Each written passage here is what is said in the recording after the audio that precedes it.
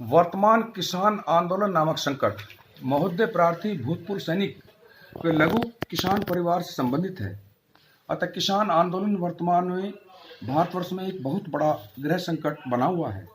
टुकड़े टुकड़े गैंग, विपक्षी दलों और कुछ मुट्ठी भर वामपंथी कम्युनिस्ट विचारधारा के उग्रवादियों, गद्दारों व देशद्रोहियों ने हाईजैक कर लिया है। उन्हीं में से कुछ कथित बुद्धिजीवी आंदोलन को खाद्य पानी दे रहे हैं। वे आर्थिक मदद विदेशों में बैठे भारत माता के गद्दार अधिकतर खालिस्तान विचारधारा और दलाल दे रहे हैं। और भोले भाले लघु व सीमांत किसान और जवान, क्योंकि भारतवर्ष में किसान व जवान एक दूसरे का पर्यायवाची पूरक है। इन्हें दलालों ने, जिसमें बड़े किसान, बड़े बड़े फार्म हाउस, जिन्होंने भूतकाल की ब्लैक मनी को वाइट कर लिया है, जिन्हें वर्तमान में टैक्स देना चाहिए और उन्हें दी जा रही सब्सिडी भी बंद करनी चाहिए, आदि ऐसे लोगों ने सीमांत व लघु भारतीय किसान जवान को बहकाकर बलि का बकरा बना रखा है। और साथ ही दुष्ट राक्षस राष्ट्रपति चाइना जिनपिंग द्वारा इजाद कोरोना नाम का जीव बम अपना और विकराल रूप धारण करके यूरोप से अभी भारतवर्ष में आने को दस्तक दे रहा है। इससे भी बचने में वर्तमान भारत सरकार संघर्षरत हो गई है। अब बस हम करोड़ों देशभक्त राष्ट्र प्रेमी, आपकी असंख्य अंधभक्त, जिनमें से एक आम नागरिक मैं भी हूं, आपके नेतृत्व में वर्तमान भारत सरकार से करबद्ध विनती है कि शाम दाम दंड भेद से जैसे भी हो जल्दी से जल्दी राजधानी दिल्ली की सीमा पर धरनारत भोले अन्नदाता को वहां से उनके घर भेजो, हटाओ, चाहे थोड़ा बहुत बल प्रयोग क्यों ना करना पड़े, चाहे थोड़ी हिंसा की नीति भी अपनानी पड़े। कभी कभी महापुरुषों को भी भोली भाली प्रजा के सामने झुकना पड़ता है, झुकता तो मुर्दा नहीं है। आपके गुरु महान आत्मश्रद्धेय विवेकानंद जी का भी कुछ ऐसा ही कहना है। स्वर्गीय प्रधानमंत्री नेहरू जी को भी व तत्कालीन भारत सरकार को भी धारा 370 कानून में न चाहते हुए टेम्परेरी शब्द का इस्तेमाल किया था। आपकी सरकार ने उसे पूर्णतः घिसकर समाप्त कर दिया। कुछ ऐसा करो ना कि कुछ समय के अंतराल से आप या आप जैसा महापुरुष भारत का राजा बने और इस कृषि सुधार कानून को निम्नलिखित संशोधनों के साथ स्थायी कर दे।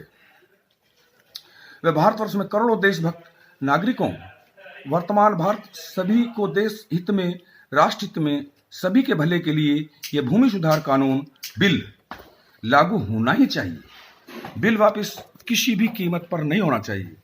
समयवश बिल वापस हो गया तो गरीब किसान को, भारत सरकार को, संपूर्ण भारतवर्ष को पश्चाताप करना पड़ेगा और भारतवर्ष की उन्नति में भारी अक्षति करके विकासशील भारत को विकसित भारत करने के प्रयासों की बहुत अक्षति होगी और दलालों व देशद्रोहियों की विजय होगी, ऐसा मुझे आत्मा का विश्वास है। जय हिंद, जय श्री राम।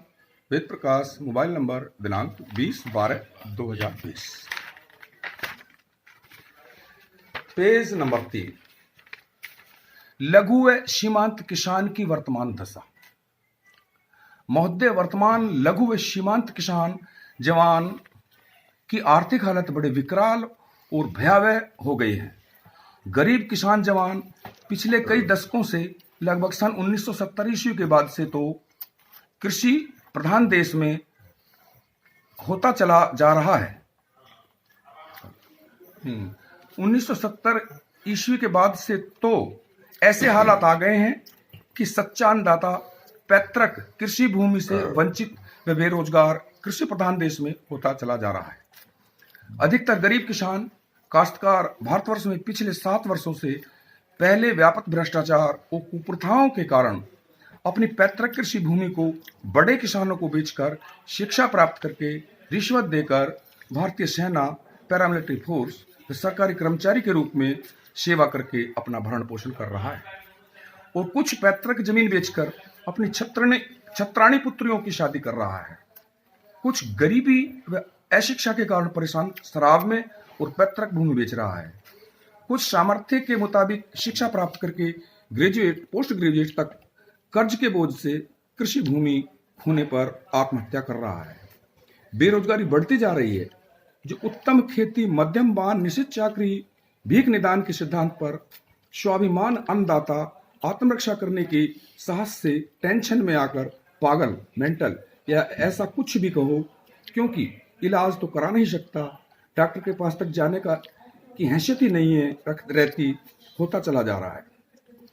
भारतवर्ष कृषि प्रधान देश को आजाद हुए 72 वर्षों से अधिक दिन बीत चुके हैं, यानी कांग्रेस सरकार के गरीबी हटाओ नारे से गरीबी तो नहीं हटी, गरीब निसंदेह हटता जा रहा है, क्योंकि सच्चा अन्नदाता, देशभक्त किसान भीख तो मांग नहीं सकता।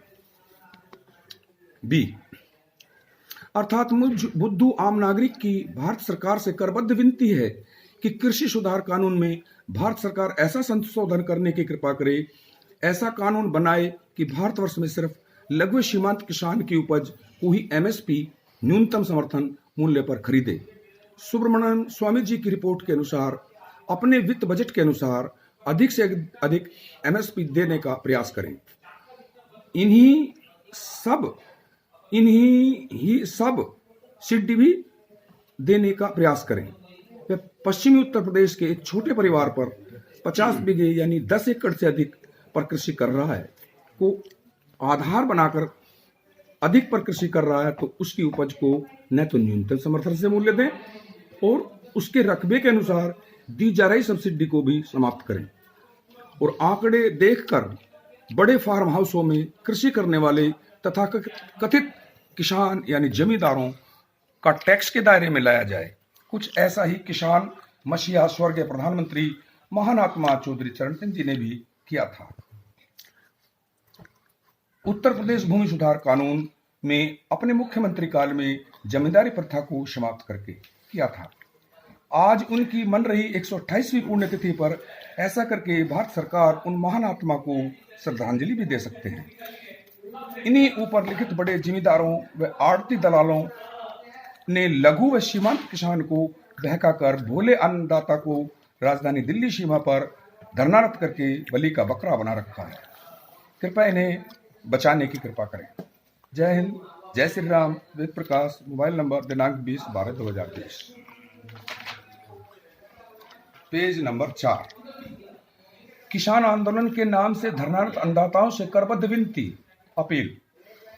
मान्यवर, वर्तमान किसान आंदोलन पर दिल्ली सीमा पर धरनारत देशवीरों, मातृभक्तों, देशभक्तों, राष्ट्र प्रेमियों, अन्नदाताओं, किसान जवानों, अपने आप को पहचानो, अपने इतिहास को जानो और अपने उन जवान बच्चों की तरफ देखो जो देश की सीमाओं एलएसी व एलओसी पर तथा देश के मिलिटेंसी क्षेत्रों में -60 डिग्री सेल्सियस से भी अधिक तापमान से भी अधिक ठंड की शीत भरी लहरों से टकराते हुए विश्व के सबसे अधिक कठिन व दुर्गम रण क्षेत्र में फिंगर 4 और 5 हेलमेट टेकड़ी जैसी एवरेस्ट की 22,000 फीट से भी ऊंची चोटियों पर दगाबाज विस्तारवादी भारतवर्ष की आजादी के बाद से अभी तक का भारतवर्ष का दुश्मन नंबर 1 चाइना, देश की मक्कार सेना से राष्ट्रपति दुष्ट राक्षस जिनपिंग, आतंकवादी पाकिस्तान की लुटेरी सेना से